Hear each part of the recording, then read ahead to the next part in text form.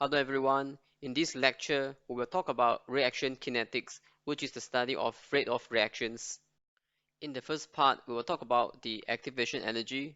Then we will learn how to calculate the rate of reaction.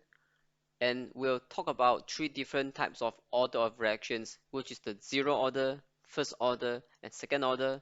And last but not least, we'll look at the equilibrium constants along with the relationship in between free energy and the equilibrium constant. So, in our previous lecture, we have learned that for a reaction to be favorable, what do we need? Well, we need the delta G to be negative. And what are the factors that will determine the delta G? There are three parameters altogether, which are entropy, and temperature. But even when a reaction is favorable, does it mean it will always happen spontaneously? The answer is no. So let's take a wooden match as an example. So it stores a large amount of chemical energy, which is readily convertible into heat, carbon dioxide, and water. But does it light up on its own? No. And how do we light up a match? We give it a little push. In other words, we first supplied it with an activation energy. That is because for a reaction to happen, it needs to overcome the activation energy barrier. And that allows reactants to react to one another, forming up the transition state. So before they can be converted into the product molecule, what's happening here in the transition state? Well, you have the formation of new chemical bonds and the destruction of old chemical bonds. And during this stage, the molecule is at the highest point of potential energy. So do you think this transition state is stable? No. So it will be rapidly converted into the product molecules. And the source of the activation energy is normally heat or thermal energy. In this video, you will see how heat can drive reactions. If oxygen and methane molecules are mixed together in the same container, they collide. But there is no reaction until a spark or flame is added. Why? To react, the molecules must collide with sufficient energy to break the oxygen-oxygen bonds and carbon-hydrogen bonds so new bonds can form. The additional energy needed to break existing bonds and start the reaction is called activation energy. An energy diagram can help show these energy changes. Initially, the oxygen and methane molecules collide but do not have sufficient energy to react. A flame can supply the activation energy needed to start the reaction. At this point, bonds break and new bonds form in an exothermic reaction that releases energy. The energy released supplies the activation energy for other molecules to react, and the mixture explodes. In the air, nitrogen and oxygen are continually colliding but lack sufficient energy to react. Heat from lightning supplies the activation energy to break bonds, and new bonds form in an endothermic reaction that absorbs energy. For most biochemical reactions, we rely on enzymes to lower the activation energy. Why?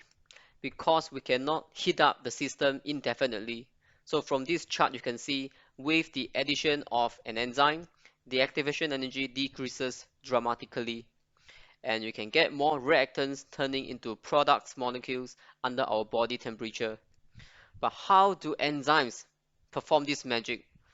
So we have studied this before in biochemistry.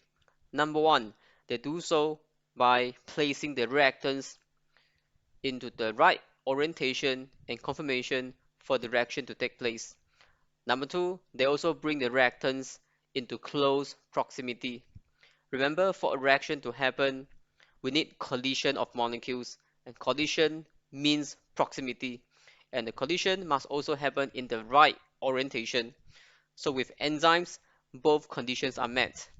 So the effect of enzyme is to lower the activation energy. As such, you get a faster reaction rate if under even our body temperature.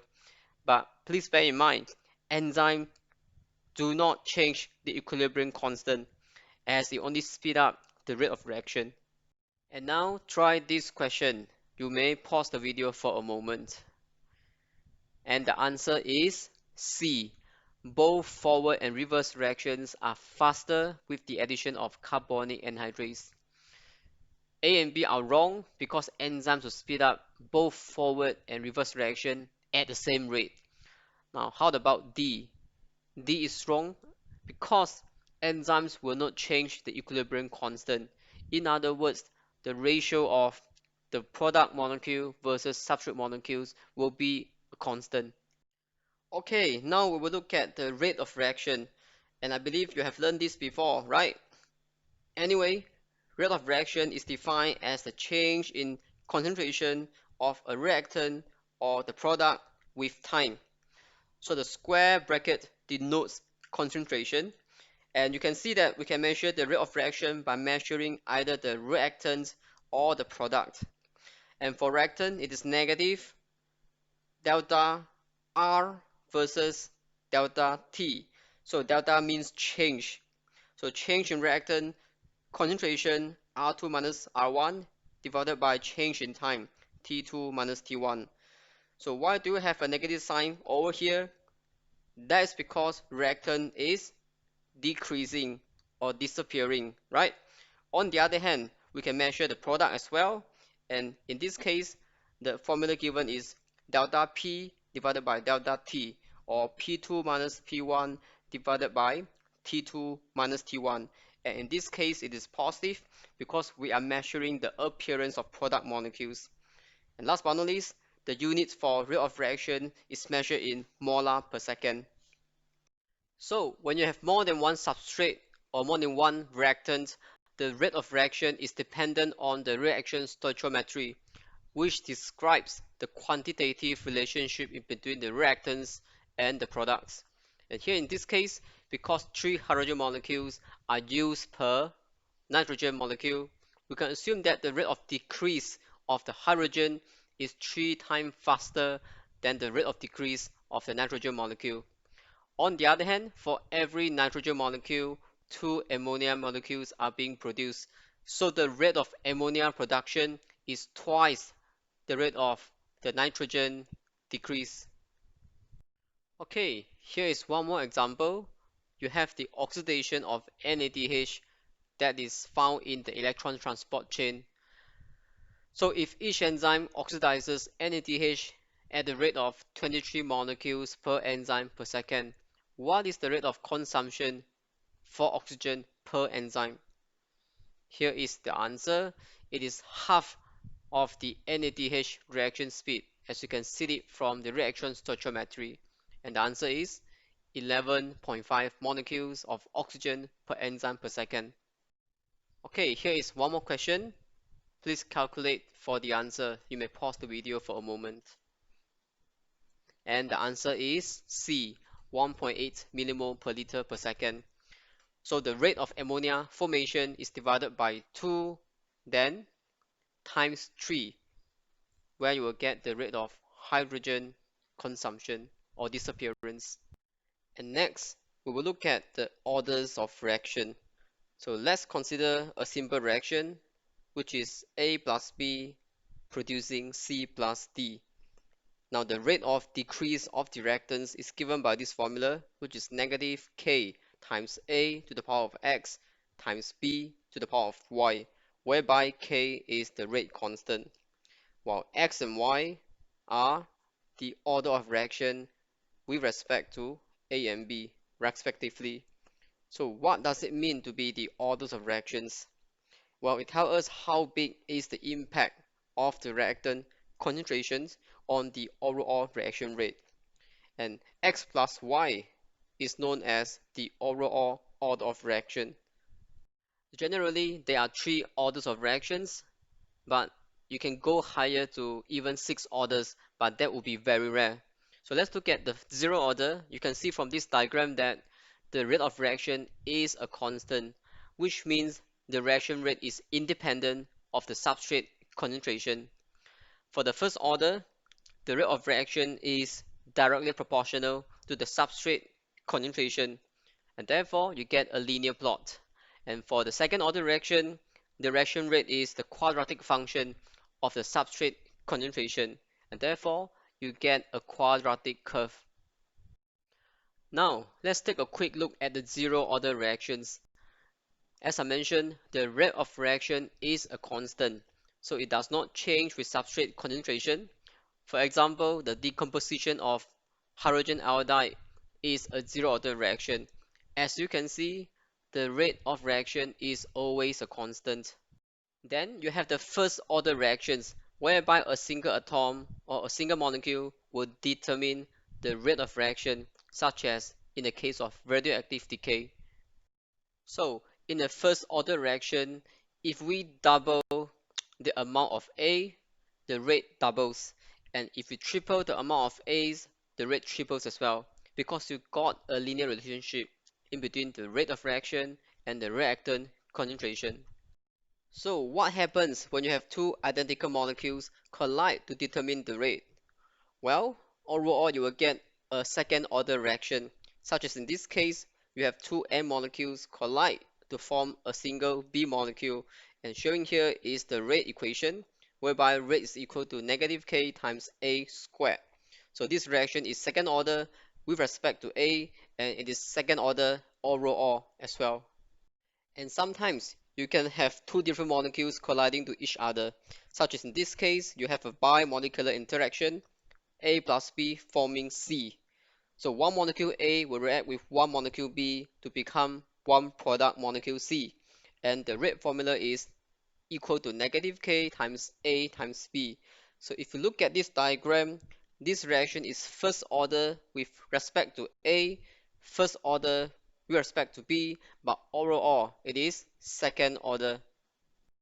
And now please pause for a moment and try this question. Well, the answer is D.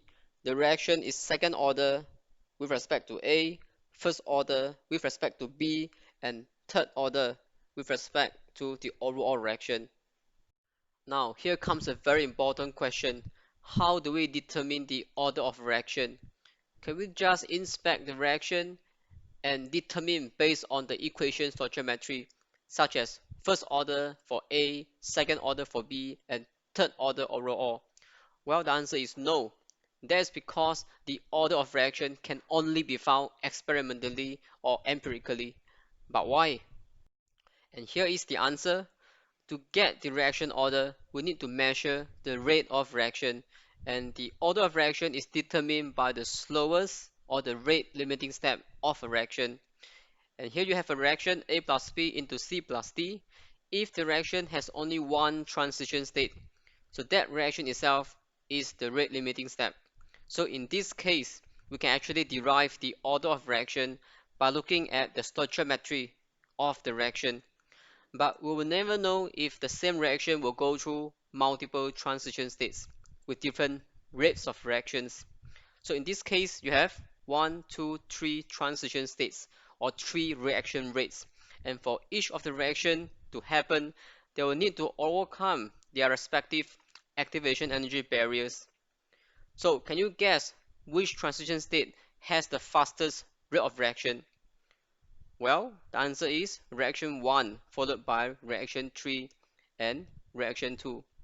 That is because reaction 1 has the lowest activation energy barrier, while this one has something in between, while for transition state 2, it has the highest activation energy barrier. Only then you will get product formation. So, which reaction do you think is the rate limiting step? Is it transition state 1, 2, or 3? Logically, it is going to be number 2 because it has the highest activation energy barrier. So remember, for the same reaction A plus B forming C plus D, we will never know whether it goes through a single transition state or it might go through multiple transition states, such as in this case. And therefore, we cannot work out the order of reaction by looking at the stoichiometry, and we must experiment to find out. Okay, here is an example how we can determine the order of reaction by performing an experiment. So you have A plus B turning into product molecules. What you can do is to vary the amount of A and B and measure the initial rate. You can see that when the amount of B is fixed, but when A is doubled, the initial rate quadrupled. But when the amount of A is fixed, while the amount of B is doubled, there is no change with regards to the initial rate. So what can you say regarding the orders of reaction? Well, this reaction is second order with respect to A and zero order with respect to B. Now, how about the overall orders of reaction? It is going to be a second order as well. And now we will talk about equilibrium. Very often, biochemical reactions are bidirectional, which means they are reversible. Therefore, you are not getting the product molecules alone, but rather you're going to get a mixture of reactants plus product molecules at a specific ratio. And that ratio is dependent on your forward rate of reaction and the reverse rate of reaction. So when does equilibrium occur? Well, it happens when there is no net change with respect to the reactant and product concentration, or in other words, when a forward reaction equals the reverse rate of reaction. So by rearranging this formula, you can obtain that this is the equilibrium constant, Kc or Keq, they mean the same thing, which is given by the concentration of product AB divided by reactants A times B. And Kc is a constant at a given temperature. So why is it Kc so important? Because it can tell us a lot of information about that reaction. So Kc is the equilibrium constant. And here is the formula. It is the ratio of product versus reactants concentrations. So why is it useful?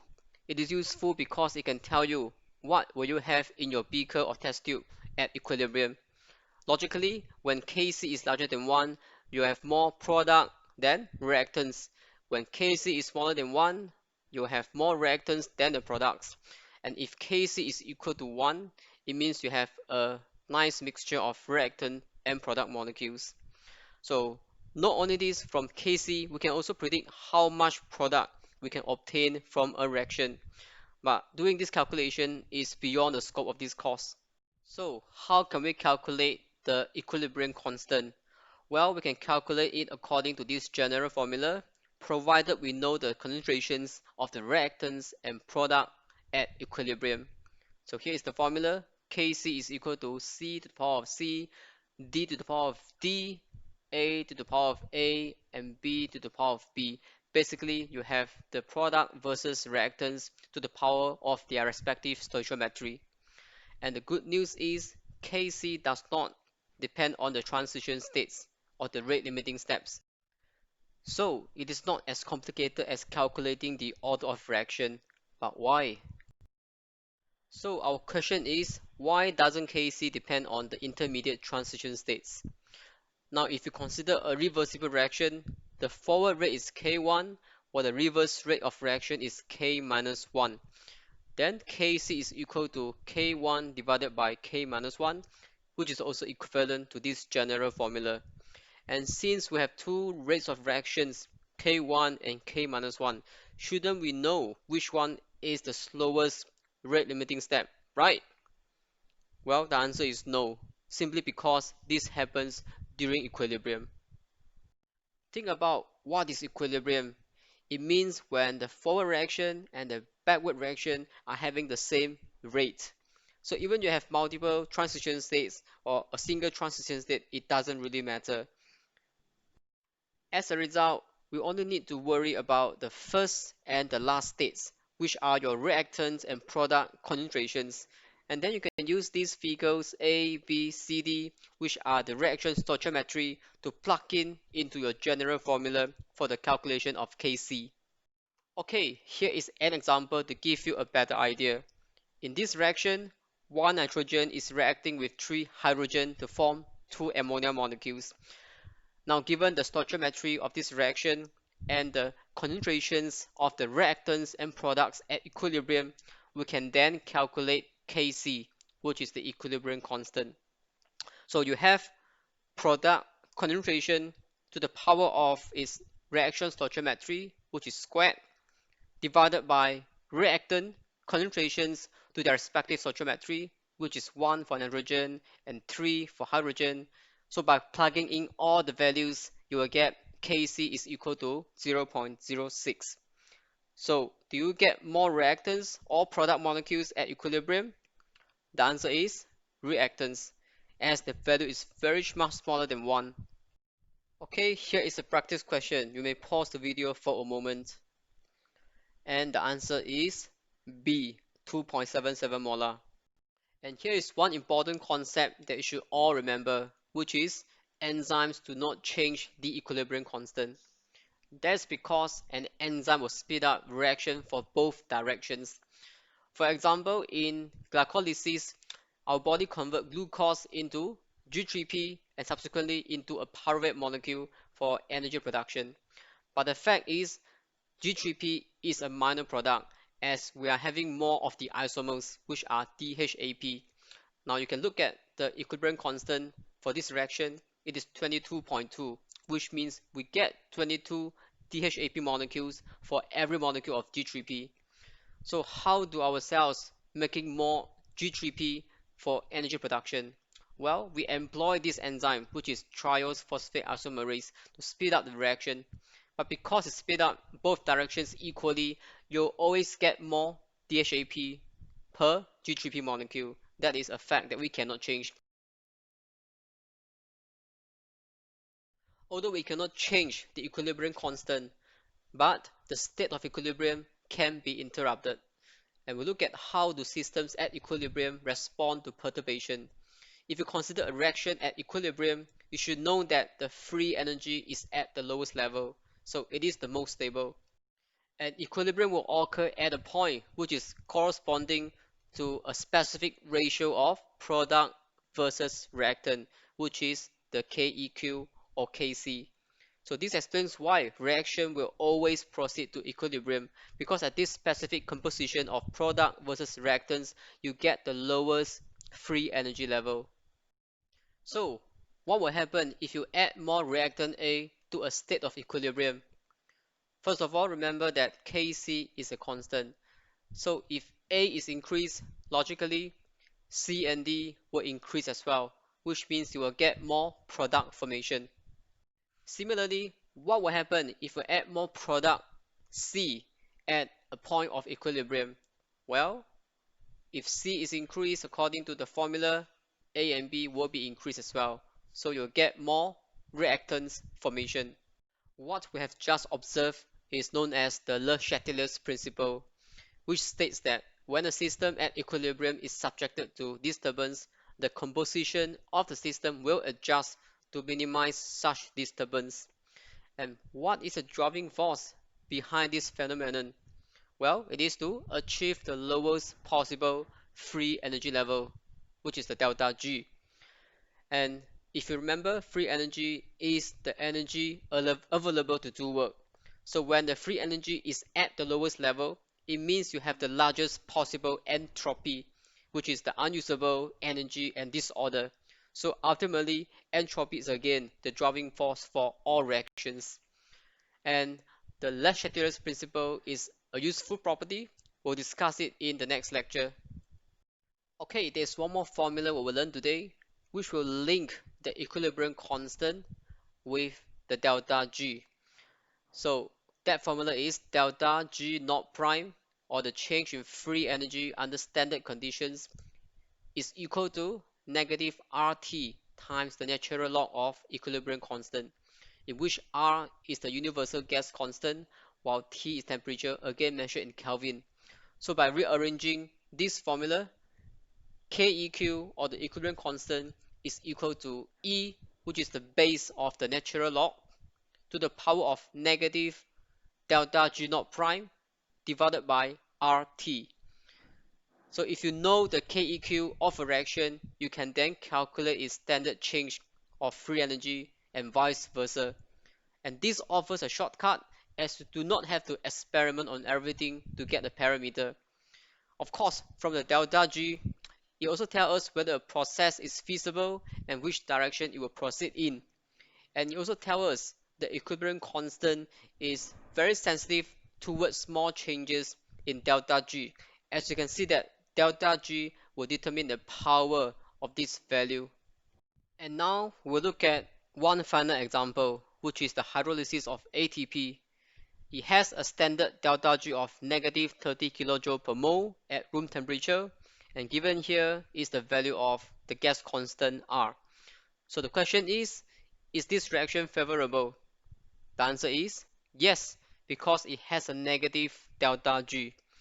And what is the equilibrium constant KEQ of this reaction? So you will need your calculator. First of all, here is the formula. You have to plug in all the values. Be reminded that the temperature is in the unit of Kelvin. So you have to do this conversion by adding 273. And that gives you about 180 thousandths. So where will the balance lies under equilibrium? Do you get more reactant or do you get more product?